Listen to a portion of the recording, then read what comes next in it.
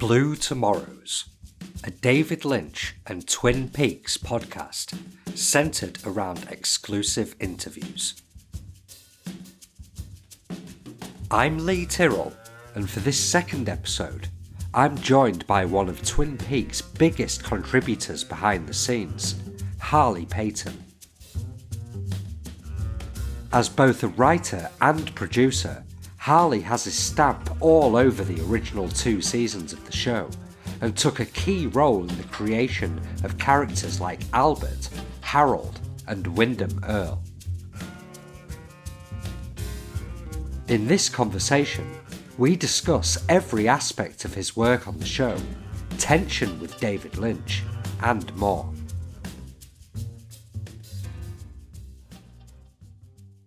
Hello, Harley. Nice to meet you.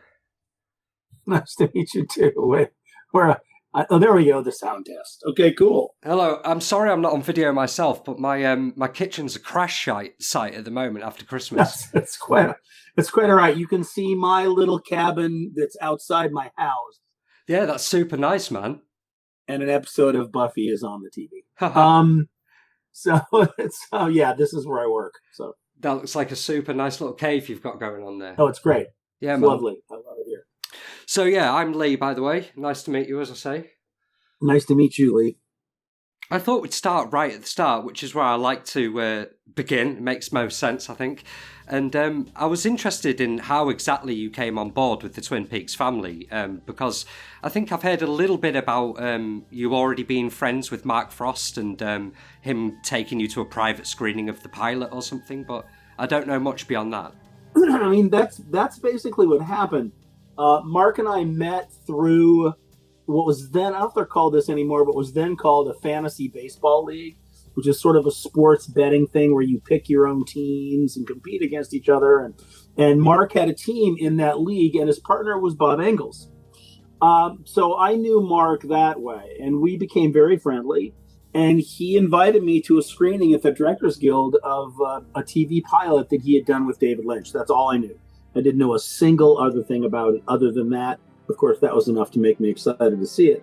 And of course, I sat there in awe like everybody else and watched that amazing pilot. And it was actually in the lobby afterwards where I came up to him and both, thanked him for the invite, told him how amazing I thought it was. And also said, look, I mean, if you need anyone to write episodes for this show, call me because I'll do anything. Right? It's like it would be such a thrill to try to participate in something like this. And at the time, I had a movie credit and I think I'd done maybe one television pilot, not a lot. But then shortly thereafter, Mark called and said, do you want to write an episode? That's how I started. And straight away, it was a pretty powerful episode, your first one. And one thing I wanted to ask about before we get into some of the real specifics about that is, your very first scene came after this huge cliffhanger where Cooper had just rang up saying, I know who the killer is. It had his dream. And your very first scene is the next one in which it's actually revealed he kind of doesn't know who the killer is after this huge cliffhanger. So I wondered if you could talk actually about the difficulty of maybe having to resolve that cliffhanger without resolving it. Well, I mean, of course, this is a show that was always dealing with the resolving of mysteries, right? So, but I mean, first of all, any episode that you wrote as a writer on Twin Peaks, you would sit down with Mark and go through an outline first. And so you knew already, scene by scene by scene, what you'd be writing before you wrote it. You also had a conversation with Mark about possible approaches, different ideas, how that things might work.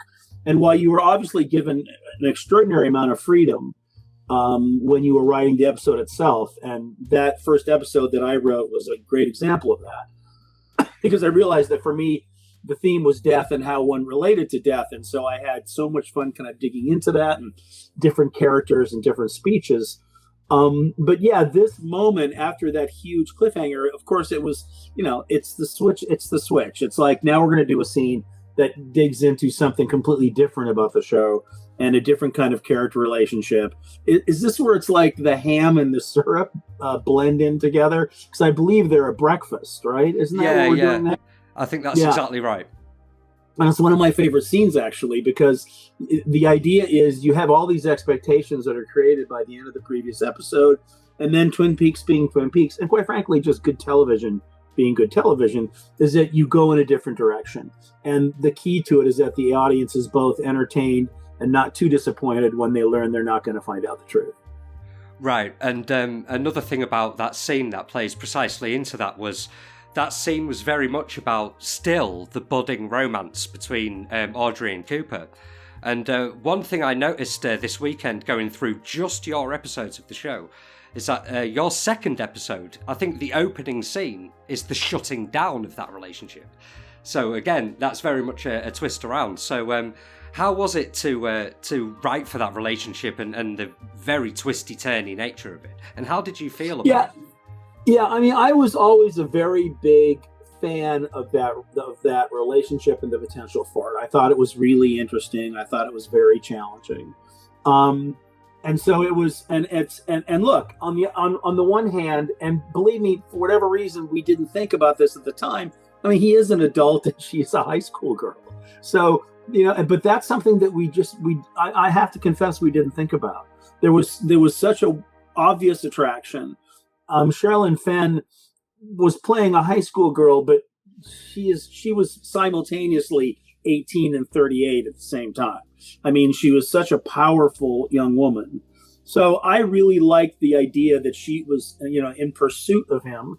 And I liked the way that he dealt with it. So I always enjoyed writing those scenes and always enjoyed writing her scenes. I mean, that took me all the way to the, tying the cherry stem in her mouth into a knot. I mean, that was writing for her was really one of the pleasures that I got to do on that show. And their relationship was always something that I liked pursuing. I was actually sort of sad to see it go when it went, but that's how things go sometimes. Yeah, and I know that some outside circumstances kind of played into that and maybe kind of forced your hand on that one a little bit. And throughout season 2, there is a little bit of testing out of different relationships, I feel, between Audrey and Cooper. Obviously, you've got Annie and John Justice Wheeler. But one thing I was interested in that shows up in episodes of yours is the Audrey-Bobby relationship and whether much serious thought was given to that, because there is a real charisma there, actually. Yeah, they were two very charismatic actors, and also both characters were very unpredictable. I think James, for example, was someone who, it's not like you could predict easily what he was going to do, but there was a solidity to him and a consistency, at least at times, to his motivations and his actions. So you kind of would see it coming. But with Bobby and Audrey, you just never knew. You just never knew. And I think that they were two characters with again, immense charisma. Then you had the unpredictability to that. So their scenes were always super fun. I mean, that was always it was a lot of fun to write, and watching them perform them was, an honor. I mean, they really nailed it. And so that was one of the things moving forward that, when you're a writer, you always look forward to certain matchups as you're doing scenes. And if I got a Bobby Audrey scene, I knew I was going to have fun. Yeah, they are strangely fun, that one. I was always interested to see where that one might have gone a little bit more. It seemed like a fun little test. Yeah. I mean, look, he had his own kind of romantic ideas and other ways that he was going. So that was that. But yeah, you're right. There was a certain kind of, I mean, look, there was all kinds of potential. Because the show stopped after the second season, that wasn't really explored. But it was what it was.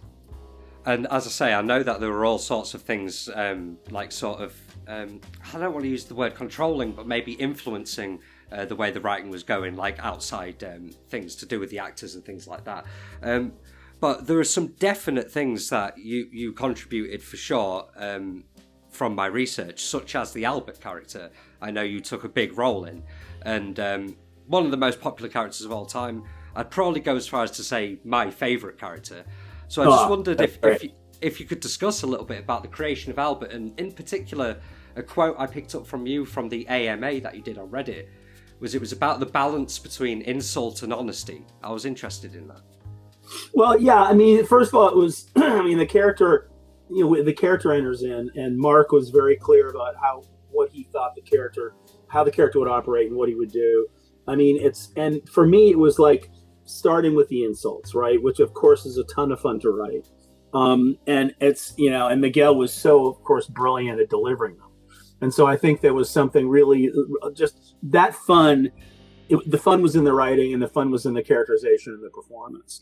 But you are right that as the character went along, and this is also Mark, and Mark's been really kind about crediting me with a lot of the Albert stuff. And it probably is my biggest contribution to the show in some ways, in terms of creating an original character. And but it's so anyway, you follow through with that. But there were also moments of sort of weird grace for him, and particularly over the course of the series. And particularly when you get into the deeper areas of season 2. And I really love that. And a lot of that is Mark as well. I mean, I was focusing a lot on those kind of insults and how he would irritate everyone who came within 10 feet of him. And then working with Mark, we realized it's like when he talks about Martin Luther King, that's pure Mark Frost. And that's the sort of thing that you start to kind of open up this character whom we all loved so much, And I think it's one of the things about doing a TV show too is that when you get a new character coming into the mix of the ones you're familiar with, there's always something exciting and fun about dealing with something that's new. And so that was one of the reasons. It was one of the other reasons too. It was so much fun to write for him. And you've often talked about the importance of Mark Frost, actually, and I really couldn't agree more. He and David Lynch himself has said that he's at least 50% of Twin Peaks. I think that's a David Lynch quote. No, I don't think there's any doubt about that. I mean, the thing is that David really came from the world of movies, and so it was always going to be I mean, not so much a challenge, but it was just a different world for him. Mark came out of television, and so he was really running the show in the way that it needed, just needed to get done. And also creatively, of course, he was was an enormous contributor. I mean, really, in the first season it was mostly Mark, because David was shooting Wild at Heart.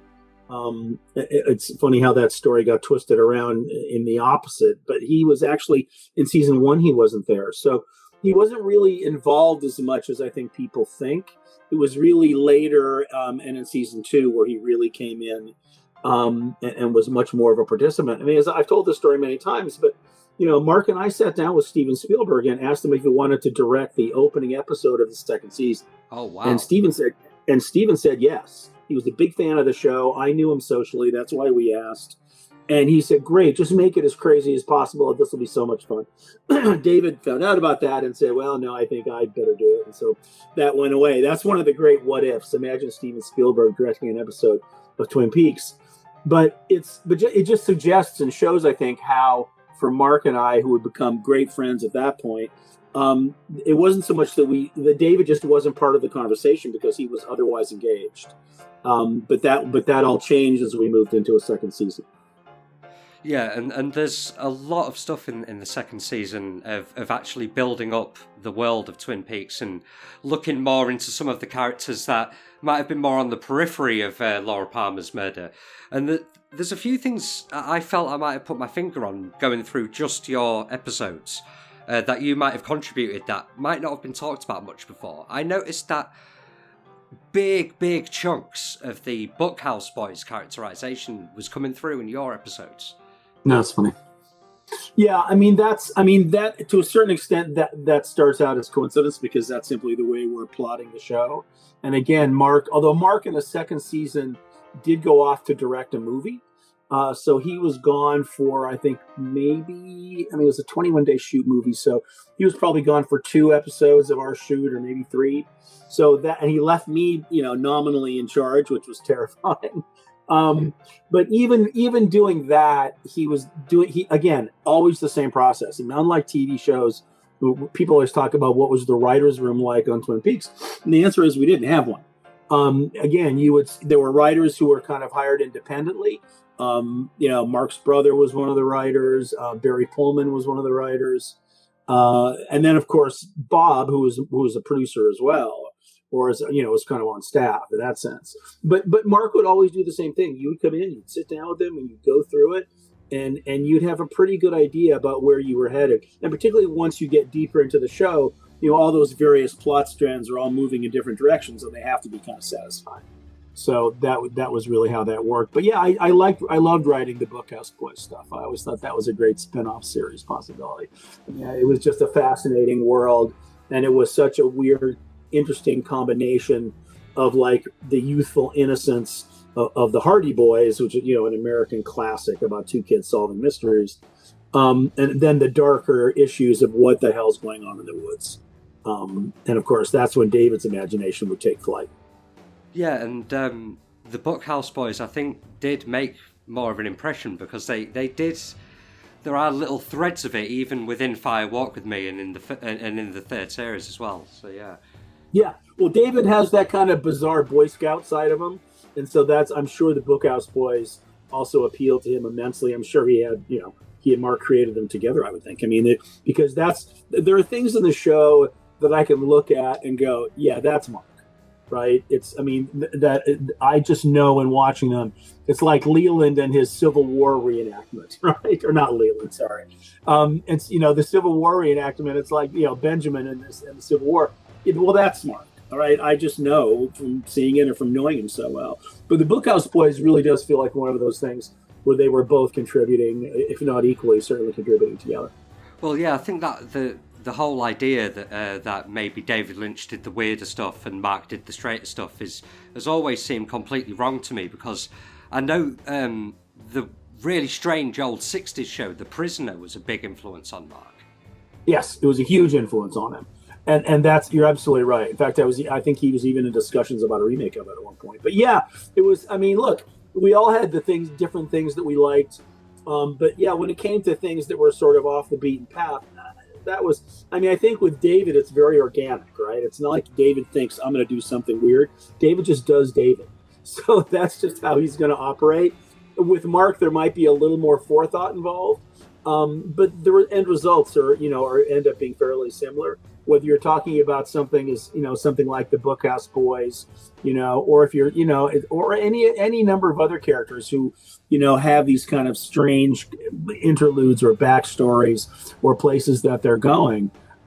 So yeah, it's like Harold Smith, for example. Those things can come from a lot of different directions, or even someone like Dick Tremaine, one of my favorite characters. Right. I'm actually a big fan of Dick Tremaine myself as well, actually. Yeah, Ian is a tremendously talented actor. And look, we leaned into the comedy in the second season quite a bit. Some might say too much. And I don't necessarily disagree. It's funny, when you're doing a television show, it's such a weird organic process. And you find yourself moving in directions that you're not always thinking a lot about. And I think the second season had so many different pressures that were being applied to it by the actors to a certain extent. Never by ABC. We were given complete creative freedom. But David and Mark, it was, so it was an interesting thing. But I think the humor was something we all enjoyed. And it's not like David, is averse to that, because he certainly wasn't. No, I'm actually really glad you mentioned the humor, because this is one of the questions that I had. I feel like Twin Peaks has a certain kind of comedy that runs throughout it. And I was noticing all sorts of aspects of it in your episodes. Some that I've noted down here is like, I don't know if you remember Harry and Cooper struggling with their chairs in front of like a still half comatose Ronette. And, right, yes. Even like the stoner in the chess piece and the whole funeral scene. Yeah, well, exactly. And that's the point, is that it was finding ways.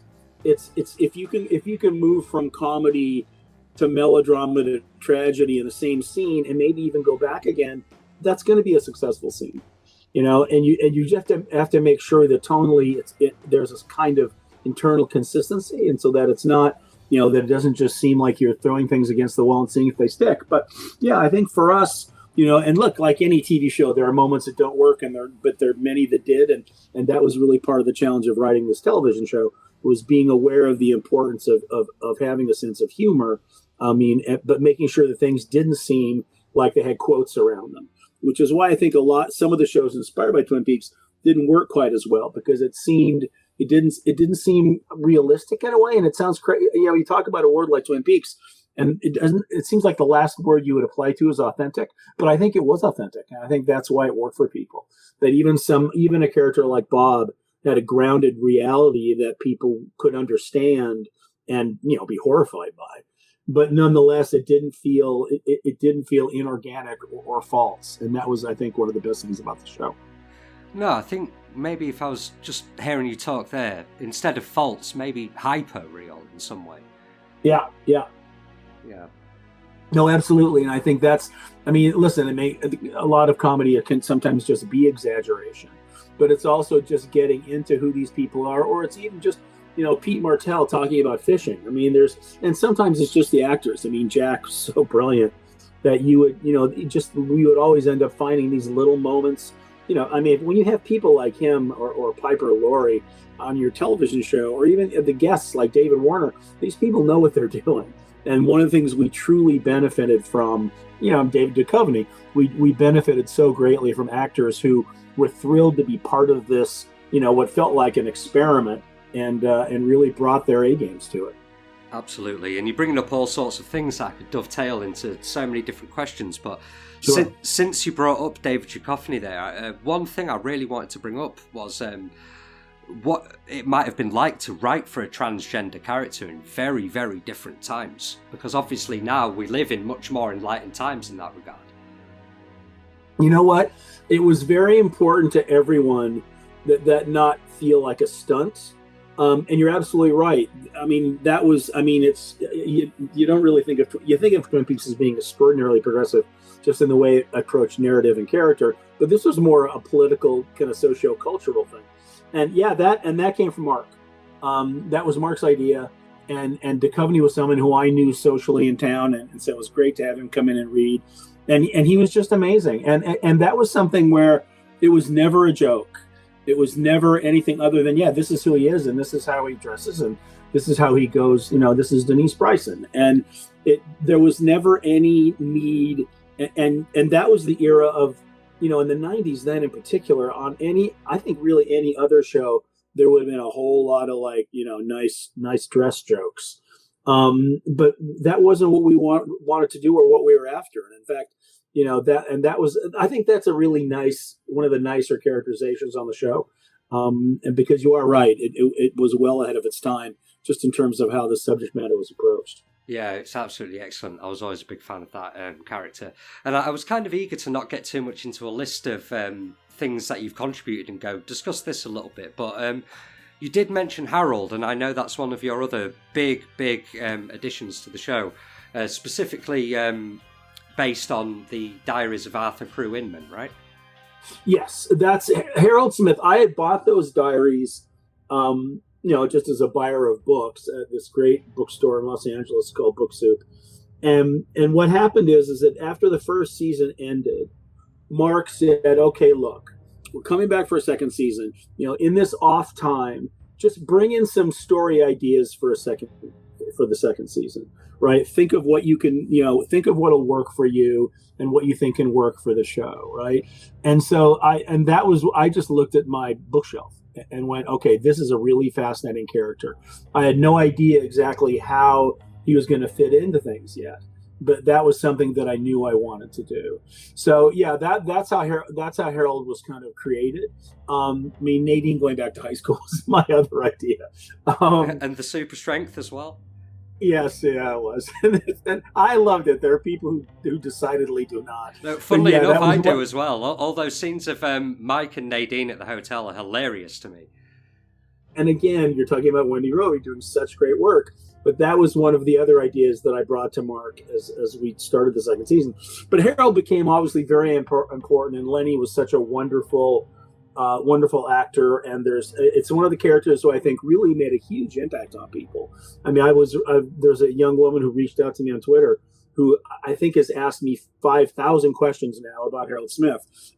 I've tried to answer as many questions as I can, despite having an imperfect memory. But Harold was a really important character, and again, we took the Inman basics and then found, I thought, a real fascinating way for him to fit into the story, of Laura and the diary and everything else. Yeah, it's brilliant stuff. I mean, I feel like that actually really does capture the character of a recluse so perfectly. Yeah, and he was. I mean, Lenny, who we lost this year, was such a wonderful man and really just incredible, that character. I would see him every once in a while over the years in Los Angeles, and it was always a pleasure to see him. It was great. And so I love those relationships, and it was a really great road for Donna to go down to. Yeah, it was one of the things I look back on most fondly. I think. I mean, the two things, there was that, and then Windom Earle, which was not my idea, but I named him among other things, I suppose. But it's that I had him in the first. I think my episode was the episode that introduced him. Given that I named him, I'm assuming that's true. But Earl was really fun to write too. It was a really fun villain. The evolution of Windom Earle is definitely something I wanted to talk about, and I imagine that as not just a writer but as a producer, that you have some kind of a pull on these kinds of things as they evolve throughout the season. It's often been noted how, as Windom is introduced in the series, he's given this kind of really cold, calculating kind of feel. And then by the end, obviously, we've got the pantomime horse and much more kind of wacky goings on. I was intrigued into how that actually evolved, and I wondered how much Kenneth... is it Welsh, right? Kenneth Welsh? Yeah, Kenneth Welsh. Yeah, Kenneth Welsh was actually an old friend of Bob Engels, I think from the theater world in Minnesota. And that's how Kenneth came on board. Yeah, he contributed a lot to the creation of that character. I mean, I think that, it was different. Every actor would approach it more differently. I mean, we had obviously a whole subset of young actors, most of whom had never done television before, who were sort of learning their way. And then you have people who've been doing this for a while. I mean, calling them old pros is not an insult of any kind. But you had Michael Onkeen, for example, who was so dependable. You knew he was going to nail it. You never were going to have a problem. And he was there to kind of serve the scripts he was given. Not that he didn't have ideas, but nonetheless, he had that attitude. Piper Laurie did to a certain extent, too. I remember Billy Zane did also. And then you have other actors who are a little more engaged in terms of what the character might become. And I think Kenneth, because of his extraordinary theater background and all the work that he'd done, I think he was one of the people who kind of brought that to it. So I think some of those kind of, didn't he have the pan flute at one point? Yeah. I think Windom, as we get through the season, I think a lot of that came from, would be him pitching ideas and Mark going, great, yeah, let's try that. Yeah, and I actually enjoy Windom Earle quite a lot, and I love Kenneth Welsh actually, because I think he pops up in quite a big role in George Romero's very last zombie movie, I think. Oh, great. He's very, very good at it, yeah. Oh, wow. But we've lost a lot of these guys, as you say, and it is really sad. And last time I did an interview, we had just lost the one-armed man, and now we've lost Angelo Badalamenti. So I know that you appreciated what he brought to the series. I wondered if we could talk about him a little bit, because... Well, yeah, and also by the way, just this week, Annette McCarthy passed. Of course, yeah, Evelyn. Played Evelyn Marsh. Yeah, that's just painful. I mean, but yes, Angelo, look, I mean, I've always said that if you're talking about the most important things that made Twin Peaks what it was and is, you have to start with Mark and David, of course, right? I mean, they're the two people who brought it to life, who birthed it, and brought it to the screen. But then, and I mean just a short distance after them, comes Angelo, because his music defined the show. I mean, it's every once in a while on Twitter, someone will put up, like, name your best TV themes. And my answer is always, there's no question that you hear those first bars of that theme and you are instantly transported. And the way he was able to score humor and the way he was able to score the drama, Angelo is a genius. And that's not a word I use very often, really, at all. But I think he was someone who is just so intuitive and so smart about the way he brought music to image. I mean, it's funny because he scored a friend of mine directed National Lampoon's Christmas Vacation. He scored that too. He scored that and did an amazing job. So yeah, I think Angelo's contribution, I think anyone who worked on the show is fully aware of just how important that music was, how it drove narrative, how it helped us through scenes, how it underscored comedy. I can't say enough about how important he was to the creative success of that show. Yeah, I mean, I'm a fan who's always been holding out hope for a season 4, maybe one day, but with the loss of Angelo Badalamenti, that was the first time I said, well, yeah, I don't think I actually want it now without him. I think there's a host of reasons there'll never be a season. I think there's other reasons there'll never be a season 4. But yeah, it's and by the way, season 3, which, it's funny, there's a French writer who writes a lot about Twin Peaks, who's writing a book about it, who asked me to write the foreword, understanding that I had nothing to do with the third season. But I thought it was extraordinary. I mean, like everyone, I watched it as a fan. But I mean, there are certain things that I liked and certain things I liked less. But it was, amazing. I mean, what an amazing accomplishment that was. And I think probably the best possible way to end the series. I don't think a fourth season would serve anybody's interests. I have listened to the podcast in which you given some of your opinions on season 3, I think pretty soon after it had come out. And I did actually appreciate how honest you were, because although you were giving it all the due credit it deserves, you were also giving it some criticism and being honest about how you felt. And I appreciated that. But that was 5 years ago, so I wondered to what extent your opinions might have changed. Not really. I think I probably have an even greater appreciation for what they accomplished. As always, I mean, David and I always had a sort of fractious relationship. So I tend to undervalue sometimes his work, which is unfair. But he's amazing. And the work that he did in 3 is really David unleashed in a lot of ways.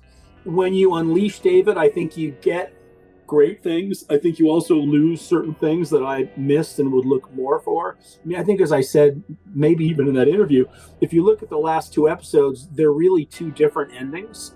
And the first one is really Mark's ending with that lovely flashback to the beach, and it's just so moving. And then the last episode is really David's ending, which is that horrific scream. And that, I think, is a pretty good indication of their different approaches to the material and how they felt about it. Because Mark's episode, the penultimate episode in 3, was meant to be the final episode.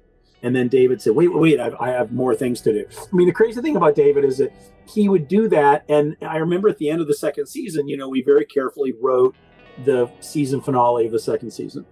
And that was really Mark, Bob, and myself, although as always, it would end up primarily being Mark and myself.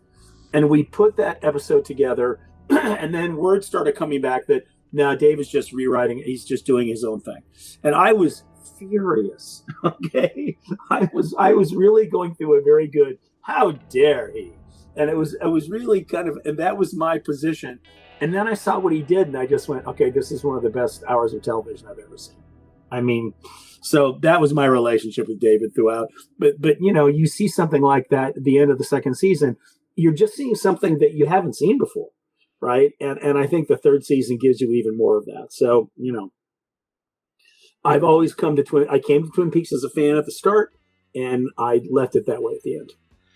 Do you remember some of the directions that you were going in that were thrown out by David? Or even a question I did have was what actually retained of your script in that finale? Because you are still credited on it. Oh, yeah, no, I can't. I mean, I think a lot of the basics were still there. I just think of Audrey. I mean, the Audrey cliffhanger. A lot of that stuff was what we had come up with, but I think the Red Room stuff and his focus on that world, that was David, right? That was where he wanted to be, and good for him. I mean, I think it worked out tremendously well. And again, I've not seen that episode in a while, but I remember rewatching it. My stepdaughter watched the entire series at one point. And I sat down and watched the ending with her. Well, she was furious about Cooper at the mirror, of course, in the end. And that was one of those crazy things where I came into work one day and went racing into Mark's office and went, I know how the second season should end, right? And Mark and I started talking at the same time, and we realized we had the identical idea. That Cooper looks into the mirror and Bob looks back. So, that was always going to be where it ended. But yeah, David, to a certain extent, it was moving things around, but it was also about focus and how he wanted to make it. I mean, that's one of those David unleashed moments that it's hard not to be happy for. Would I be right in thinking, and this was just thinking as I was going through the credits in these episodes, that you have said that you were much more comfortable with Mark Frost, and that maybe Bob Engels was coming more from the David Lynch side? Well, that was a very odd circumstance because Bob and Mark, as I said before, when I met them, they were 2 guys from Minnesota. But over the course of the second season, it's funny, I remember thinking, God, David's spending an awful lot of time in Bob's office. Right. Because David didn't spend time in anyone's office. right? And Bob is a great guy. He's got a great sense of humor. He's great company. And yeah, I think they developed. Well, look, I mean, Bob wrote Fire Walk with Me, or wrote it with David, and I always looked at that as a huge betrayal at the time. I was I was infuriated by it. But that's just how these relationships were always complicated. That's why I'm so glad we had a third season, because David and Mark were not in a great place when Fire Walk with Me came, and there will always be that there's always an element. And look, it's armchair psychology, which is the worst kind. But understand that there was that first season where David came in. He wasn't, movies were what was his life. This TV thing was sort of a fun thing that, his agent had convinced him to do. And so he went through and he did this amazing work, of course. But again, and then over the summer, that first summer after the first season, suddenly everyone's talking about Twin Peaks. And just as suddenly, David is on the cover of Time magazine when it really meant something. And he wasn't on the cover of Time magazine for all the amazing movies he'd made. He was on the cover of Time magazine because of Twin Peaks. And, that's about the same time Mark and I are sitting in Steven Spielberg's living room.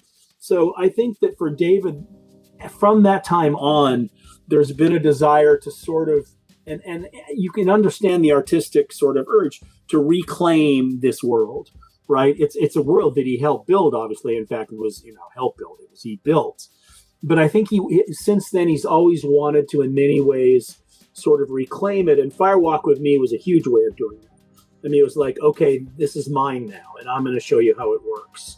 And I think you got some of that in season 3. So that's a sort of a fascinating, weird aspect of this. And I know Mark and David's relationship. Sorry. Mark and David's relationship has sort of had its ups and downs, like all of our relationships do. But I think that for David, I've always felt, and I've sometimes said it in harsher terms, that it's been very important to him that he managed to reclaim some aspect of what is important about this show, all the way to and up to and including when he was doing interviews for season 3 and telling everyone that he wasn't there in season 2 because he was directing Wealth and Art, which I remember reading going, that's just not true. And in fact, found myself reaching out to various writers and saying, guys, do some research. You can go to Wiki if you want to find out what really happened. And some of them were very kind in changing their stories. But so I think it's important to him. But, it's interesting. They're such different creative personalities. I mean, Mark is brilliant. And, he's just written a play that I can't talk about, but it's extraordinary. And I think will be coming to the public sphere soon. He's written a number of books. He's just a very, very smart man, but he can also step outside himself and be analytical about what he's doing and how he does it. I've always thought that David, and this is part of his greatness, it has a much more direct relationship with his own creativity. And I don't think David has the ability to step back and go, oh, I did this. Why did I do this? And I don't think David has the ability to step back and go, I did this and it's a bad idea. I just don't think he does. And by the way, so what? There's a lot of people who are like that. And I'm not saying he's Picasso because he's not. But, you look at great artists, that's sort of how they approach their work. There is a sort of tunnel vision. And David definitely had it. That's why we butted heads when Mark was away from the show in season 2. Because I was trying to do certain things that a television show required. And David just wasn't interested. And if you look at, as you were very kind to look at all my episodes, if you look at David's episodes, there's certain totems that suddenly come back. Like all of a sudden we're talking about chewing gum, right? It's like, there's certain things that he loves. And so for him, there was a TV show that was being made, but there was also a very long David Lynch movie that was being made. And I think season 3 really gave him the opportunity to do that in full, obviously because he directed every episode.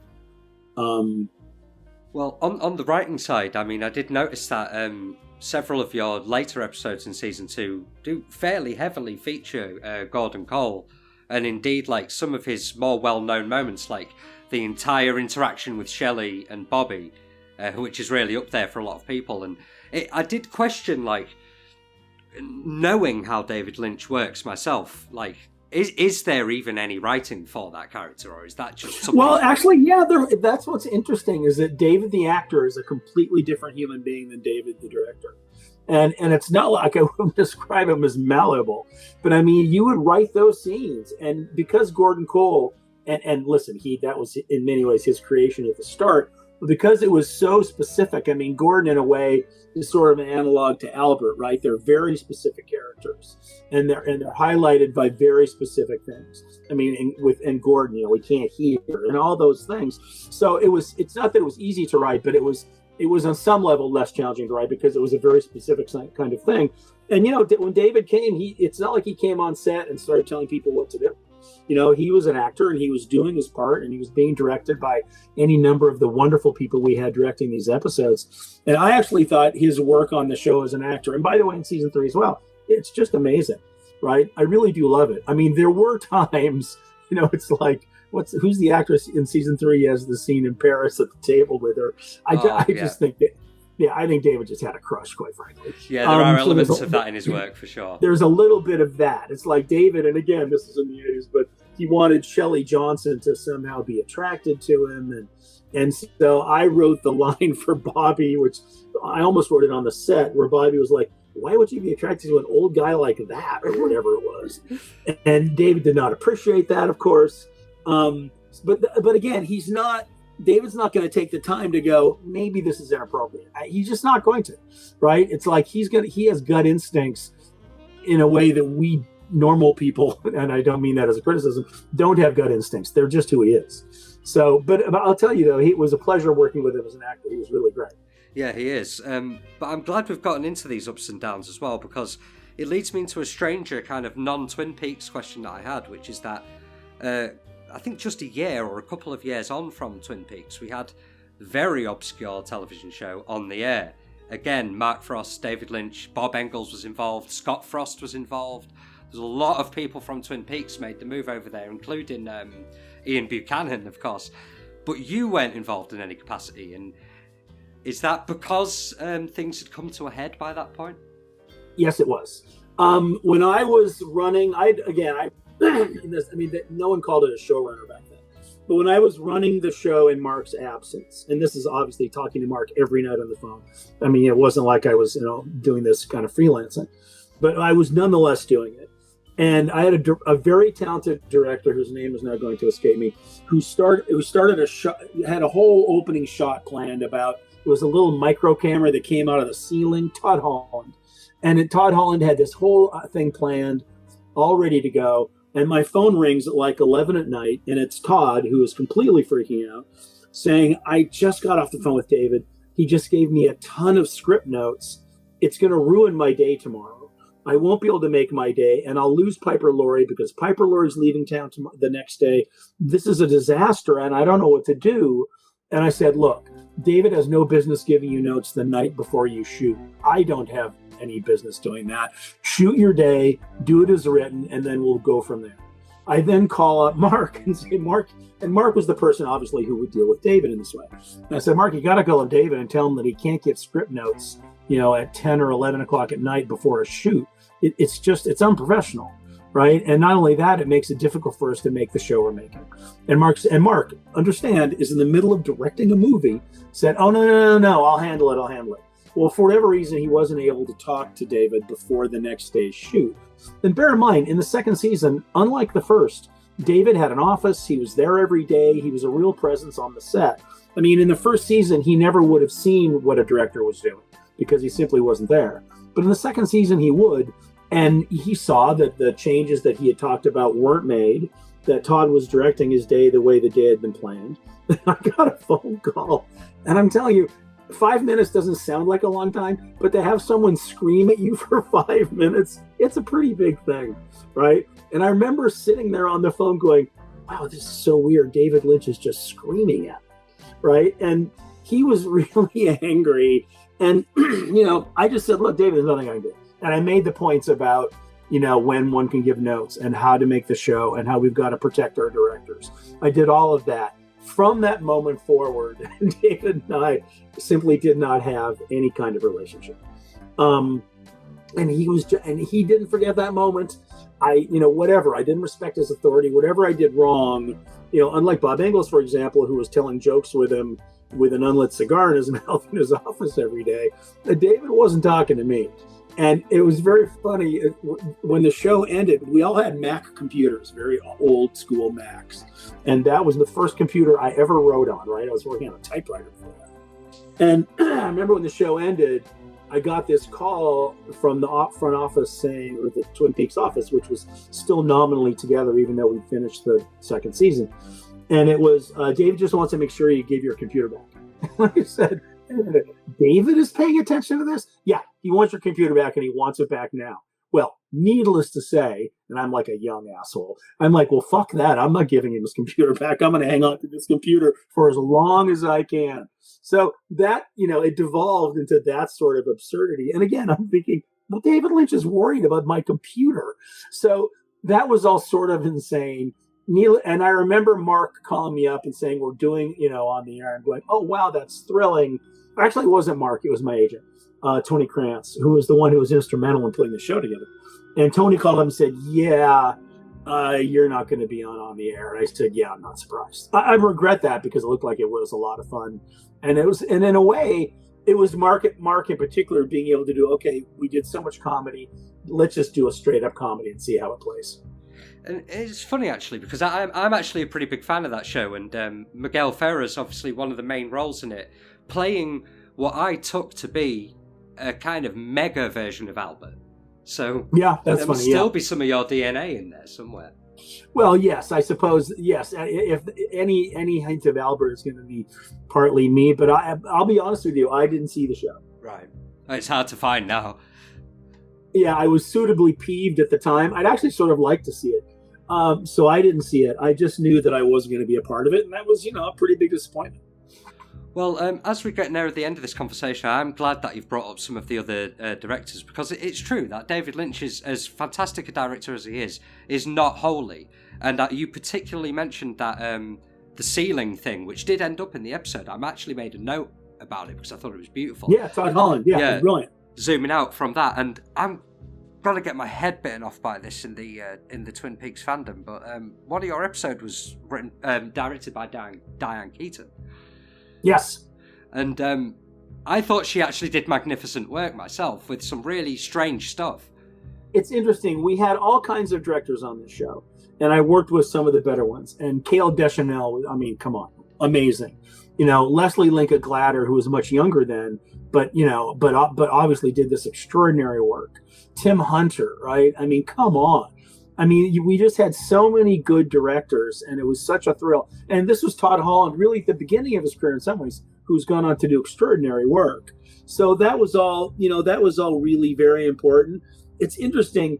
Diane was most of the directors came in and shot the scripts. They would have ideas sometimes, but for the most part, they really just wanted to nail what was on the page. Diane Keaton was, at least in my memory, the director, certainly in the most, was the one who came in and said, I have this idea, I have this idea, I have this idea. Right? It's like all these guys sitting at the bar wearing their uniforms. That's exactly a note that I made, yeah. Yeah, that was Diane. And she was amazing to work with. She has a wonderful presence. Obviously, everyone respects her so much. And she was at play, and there's a difference between coming in and being a professional director and doing your job and being an artist and just being at play. And in a way that makes her somewhat like David in a crazy way. But I thought Diane did an extraordinary job. I really loved our chance to work with her. Yeah, I actually did as well myself. And I'm a writer too. And this is one question I definitely wanted to ask before we started to run out of time. Was obviously your most quoted line, you know it very well, about the everyday, once a day, give yourself a present. It's probably your best known, actually, little bit of dialogue from the show. But as a writer myself, and I'm about halfway through a novel myself at the moment, oh wow, I do feel like I have a pretty strong sense when you've written something damn good. And I just wonder whether you had that sense with that line. Yeah, I did. There were moments when I wrote my first script, there were times when I went, okay, I nailed it. And so I've always, and to this day, there are times when I'm not sure. I mean, we all have that, but there are moments when we just go, yeah, that's the one. Right. And that's part of the pleasure of being a writer. And I certainly knew it when I wrote that. And there were a couple things in that first script I did that felt that way, because I remember I handed it in to Mark. Obviously I'm on, like any writer, I'm sort of nervously waiting for his reaction. And my phone rings at midnight because he had just finished the script, and he was absolutely thrilled, and on the spot offered me another script in the first season. And that's one of the greatest moments in my career, right? Because of that first script, I got to join this extraordinary process of this amazing television show. And that's all because of Mark. But I knew with the script that I'd written, I just had a feeling that, Cooper could be a very difficult character to write, but for whatever reason, he made sense to me. And I felt like I knew the ins and outs of it and how I could kind of let that be reflected in dialogue. That one particular speech in particular, which is, yes, it's my favorite one too, that I've ever wrote for him. And also I think in part because I came from the Northwest, I came from those woods. It all made a lot of sense to me, just in a larger, more in an organic way. That these were people that, like I knew Leo Johnson's when I was growing up, right? I knew Bobby Briggs people when that's not something that was foreign to me at all, right? And so it's, that was another reason why I think for me it was just such a wonderful experience.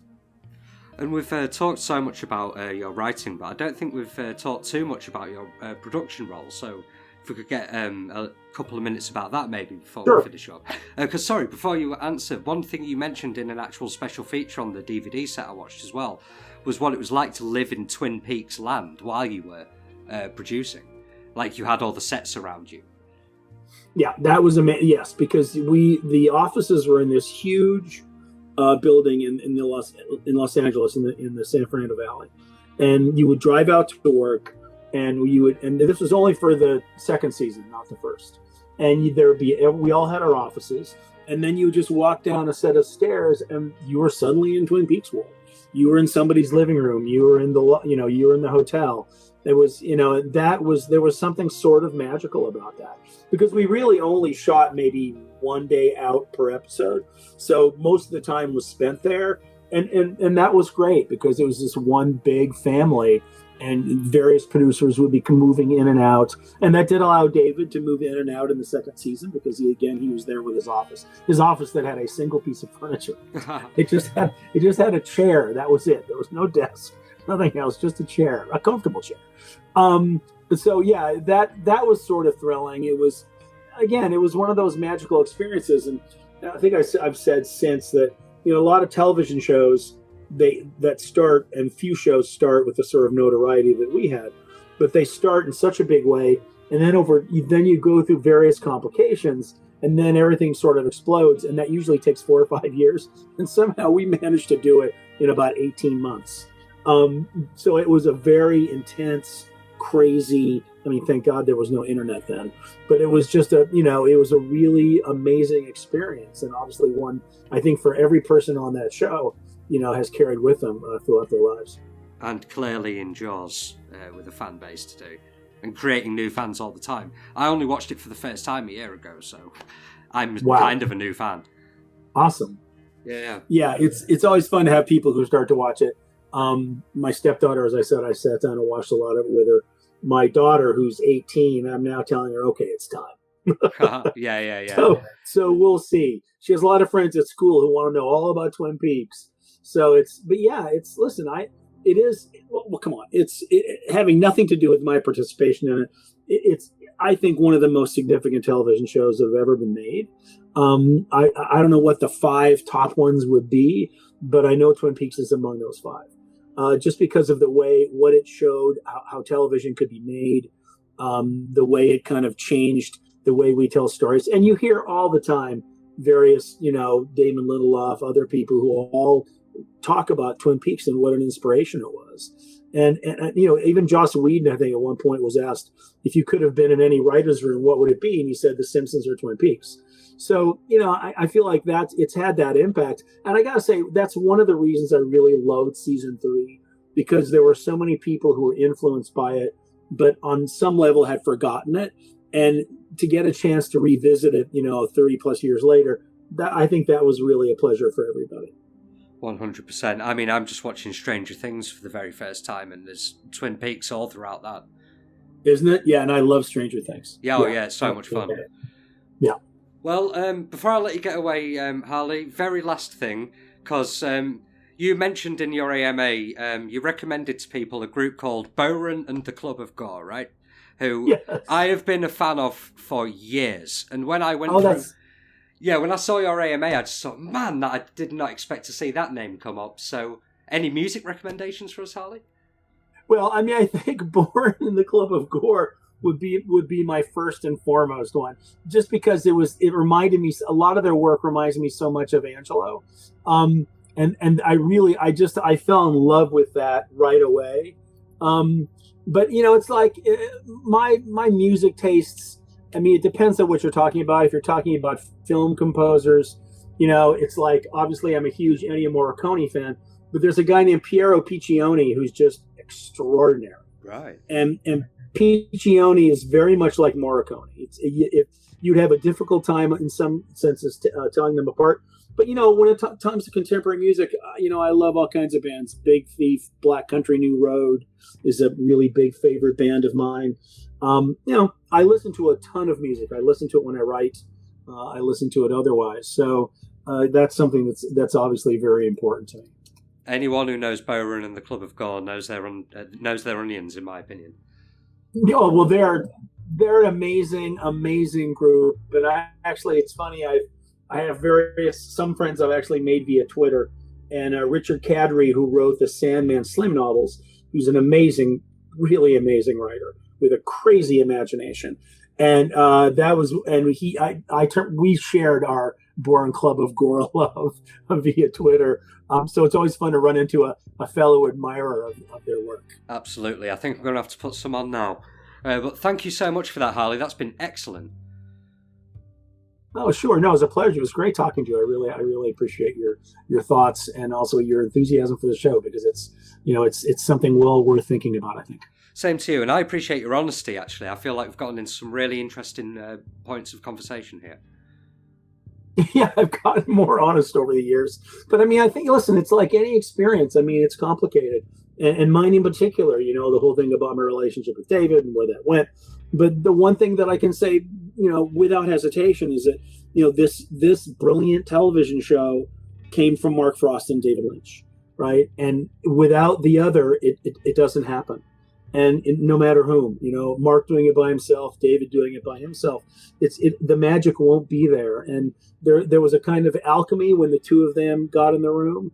And alchemy can be difficult and it can be challenging, but it can also, turn dross into gold. And that's what I think they did.